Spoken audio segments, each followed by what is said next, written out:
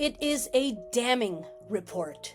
4 Canadian NGOs in a new report show that Canada, despite its claims to the public, has been shipping military armaments and arms to Israel since October 7th, 2023. 175,000 bullets alone in April of 2025. Melanie Joly claimed that Canada had stopped. You'll recall what she said in the House of Commons on February 12th, 2024. Let me be clear. I have not received and therefore have not approved any export permits of weapons to Israel since October 7. We now know that that was a lie. Today, 26 Canadian senators are calling for a full arms embargo on Israel. I'll be speaking with one of those senators, Senator Wu, an independent senator out of British Columbia. Senator Wu tells me that when the Senate comes back in September, he's going to be putting up a motion to look at Canada's report card during this genocide. You don't want to miss my conversation with Senator Wu. And as always, we ask that you support the work we do. We cannot do this work without you. Please visit patreon.com/onthelines.media. Show us some love. Coming up is my conversation with Senator Wu. Stay tuned. Thank you so much for joining me on the line, Senator Wu. I'd like to start with asking you about this letter. You are one of 26 Canadian senators calling for an arms embargo on Israel. What made you want to do that? Well, this is the third letter that senators have written on the issue. We had earlier called for a full arms embargo already in a letter of early June. At the time, 11 senators signed on to it. We called for a number of other things. At the time, the situation in Gaza was already beyond appalling. Today, it's even worse. I'm not sure what words to use. But when we became aware of this report from the Arms Embargo Now coalition, providing evidence that Canada is still exporting military parts and equipment to Israel despite a government promise to not allow this to happen, we felt that it was necessary to reiterate our call for a full arms embargo. And I was very pleased to find that 25 of my colleagues agreed.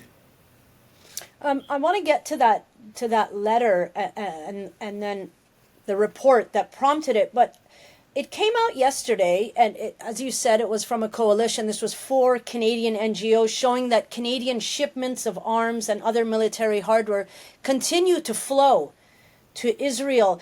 I just want to know what your thoughts were initially when you saw this report. We said we wouldn't let them flow. That was my initial thought. The government made a commitment. It was a public statement. Canadians have the reasonable expectation that what the government says can be taken as trustworthy. And this report flies in the face of those official statements. Now, the government has been a bit slippery about what it meant by arms exports in previous months. They, for example, said that we're only limiting lethal weaponry. Yes. And they've also said that only weaponry that is used in Gaza. But most Canadians will not buy that kind of prevarication.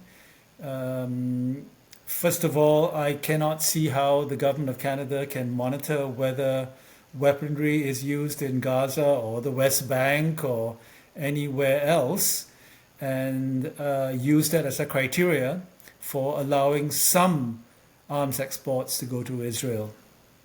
The numbers are actually quite atrocious. So 471,000 bullets in total since October 7th and 175,000 bullets in April of 2025 alone. How are bullets non-lethal? I mean, it's a bit perplexing because we saw Melanie Joly on February 12th, 2024 stand up in the House of Commons and say no new shipments have gone out. We now know just from this report that it's just not true. In what way? I mean, is Canada in violation of its arms trade treaty here? On the face of it, yes, it's very clear. And that's why the government has to provide a full explanation. And if in fact we are in violation, if in fact we sent lethal arms, lethal and so-called non-lethal arms to Israel, somebody has to take responsibility for it. You know, Minister Jolie has to explain, Minister Anand has to explain, Prime Minister Carney has to explain. We cannot let this slide by because it is a legal commitment that we made, and it's a commitment under international law as well. So this is not a trivial matter. Right now, Prime Minister Carney's cabinet is meeting virtually to decide on what to do. One of those questions is whether or not to recognize the state of Palestine. What are your thoughts on that? I'm glad they're meeting to discuss the issue. I hope they will agree to recognize Palestine, but it has to be done without conditions, unlike the Brits, for example. However, the early signs from our government is that even if they go down this road, they will do it conditionally. We saw from the announcement by Minister Anand 2 days ago at the UN that Canada is donating $10 million to the Palestinian Authority to help them improve their governance to prepare for statehood. This is the most condescending, patronizing, colonial statement I've heard from a country that claims to be not a colonial power. Basically, what we're saying is, we'll recognize your statehood when we decide you're ready for it. And here's some money to improve yourself. So that's not a good sign, but I'm going to give them the benefit of the doubt. Maybe they will come to their senses and will recognize Palestinian statehood outright. You've spoken a lot about Israeli impunity throughout these past 22 months. What tools does Canada have to be able to hold Israel to account? Well, the ones we talked about, a full arms embargo, recognizing the statehood of Palestine, real sanctions against the state of Israel and all of the Israeli leaders, not just the two extremist hard-right cabinet members. We have a free trade agreement with Israel that can be suspended or cancelled. We should be talking to our allies to coordinate other sanctions against Israel. The reality is that we actually have ties with Israel, material ties, that we can leverage. And we should be using all of those tools. There are also, of course, things that are happening in this country. There are charities that are raising money that go towards the atrocities on the West Bank, for example, the illegal settlements. We should shut them all down because that is as blatant a form of complicity as you could imagine. Yesterday, I just on those charities, I spoke with Dr. Miles Howe, who put out a new report mapping out quite meticulously, how hundreds of charities are sending multiple millions of dollars to Israel, using what are called intermediary charities, burner charities, in a way that Canada or the CRA has no understanding of how this money is being spent, where it's going, etc. And some of those charities, two of them so far, have had their charitable status revoked. Yes. What pressure can be put on the CRA to look at these charities? Can the government do anything? Of course, the government can do a lot. I mean, an instruction from the minister to the CRA auditors to shut these, let's call it what it is. These are criminal organizations. You know what you describe about using third parties to essentially launder donations? This is what terrorists do, right? So we need to shut that down. We need to take away charitable status, of course. And it's not just that the charitable status is aiding and abetting genocide. It is that these acts advocated and supported by the so-called charities are committing some of the gravest violations of international law. It's not just that somebody filed the wrong tax receipt, and got a tax receipt that they shouldn't get. That's a problem, but it's a much deeper issue than that. Yeah, it's not just an issue of a Schedule 2.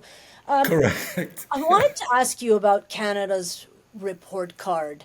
And because I've spoken to others who've said it seems like we are really sacrificing our reputation on the world stage to allow Israel to run roughshod over international law. What do you make of that? That's profoundly true and not at all appreciated by our leadership class, whether in the government party or the opposition party, or really not understood even by the business leadership class in this country. We are fighting a tariff threat from the United States. We are rightly talking about diversifying our trade, looking to new markets, particularly in the so-called global south. We are talking about playing more of a leadership role in the world to uphold the international rules-based system. Mr. Carney has said, if the United States does not want to lead, we will. Yeah. Well, there's no possibility that Canada can lead with any credibility in the vast majority of the world. I'm talking especially about the developing world, on our record with respect to Palestine. Yeah, we have some like-mindeds in Europe because we're scratching each other's back and we are jointly complicit in some of these horrors. But the bulk of the population of this world in Africa, in Latin America, in Central America, across Asia, sees the duplicity and the hypocrisy. And there's no way any of our diplomats can go into Myanmar or Vietnam or Colombia and try to lecture them about human rights when we have this record on our ledger. Finally, you have received a lot of vitriol, ad hominem attacks, for your position, for standing up for human rights for all. I'm just wondering what it's been like for you the past 22 months in particular. The thing that bothers me the most is not the vitriol. I'm a politician. That comes with the territory. The thing that bothers me most is the lack of action, the ignorance among a lot of our leadership class, and the willful distortion. I think that really troubles me the most, particularly, and if I may touch on the biggest source of the vitriol I get, particularly the use of the argument that it is anti-Semitic to be sympathetic to the horror of Gaza. It is anti-Semitic to criticize Israel for its actions in the West Bank and in Gaza and so on. This does a grave injustice to the many, many Jewish people who are against the very crimes that Israel is committing. But that term is thrown around so loosely and so irresponsibly. That really bothers me, because I really believe in the slogan "Never Again," but it's been abused in a way that perhaps we can never use it quite in the same way again. No, and it's very dangerous because the term anti-Semitism has really been hollowed out in the way that it's been thrown around. To the harm of Jewish people, unfortunately. Yes, of course. Before we go, I just want to ask you, is there anything that you'd like to impress upon or that I haven't asked you? Yes, I have given notice of a motion that I will speak to as soon as the Senate resumes in September. The motion calls on the government to produce a report examining the risk of Canadian complicity in the atrocities and the violations of international humanitarian law, war crimes, crimes against humanity, and genocide. The report should be presented 3 months after the motion is adopted. I want Canadians to be aware of this. I want to encourage other senators to speak to the motion. I want there to be a public conversation, not just in the echo chambers of the Senate, but across kitchen tables in Canada about our complicity, your complicity, my complicity, the government's complicity, civil society's complicity, Our businesses' media, complicity, our media. media's complicity. I want to have that conversation. I want that motion passed. Hopefully, my colleagues have to agree to it, because we've got our head in the sand, and not a good place to be. Thank you so much. I hope you'll come back when you pass that. Thank you. Thank you for Take the care. interview. Thank Bye you. bye.